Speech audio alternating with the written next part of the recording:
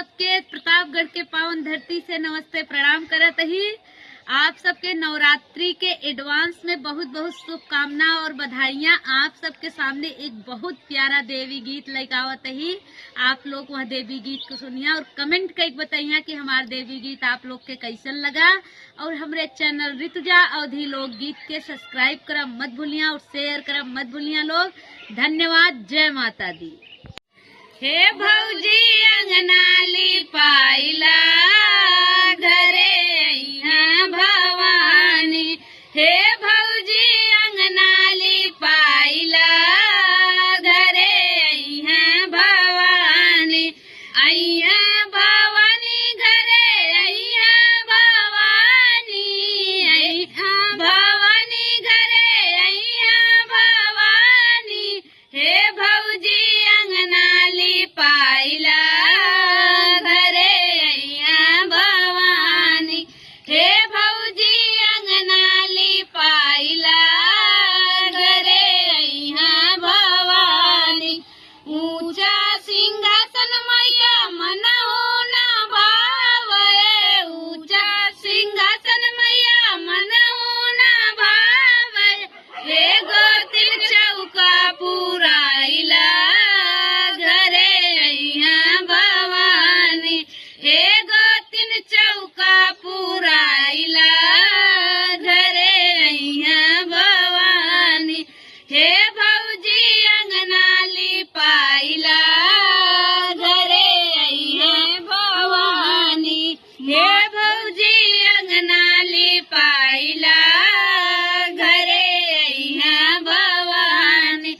माटी के कलसा मैया मनहु न भावे। माटी का कलसा मैया मनहु न भावे। बेदिया पे कलसा धराइला घरे अइहा भवानी। बेदिया पे कलसा धराइला घरे अइहा भवानी। हे भौजी अंगना लिपाइला घरे अइहा भवानी। हे भौजी अंगना लिपाइला घरे अइहा भवानी।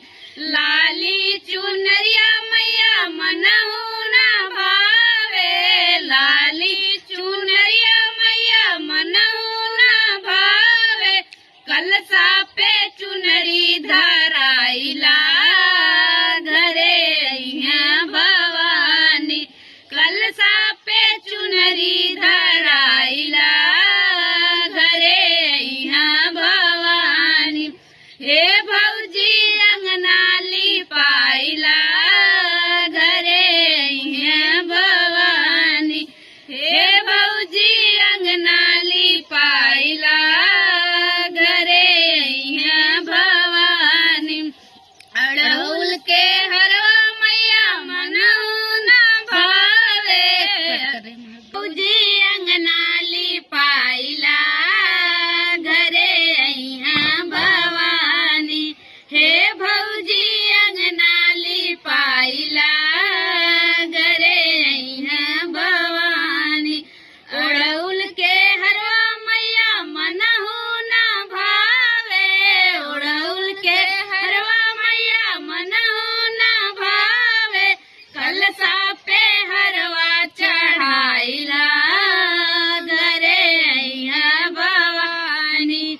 कलसा पे हरवा चढ़ाइला घरे अइहा भवानी। हे भौजी अंगना लिपाइला घरे अइहा भवानी। हे भौजी अंगना लिपाइला घरे अइहा भवानी। हलवा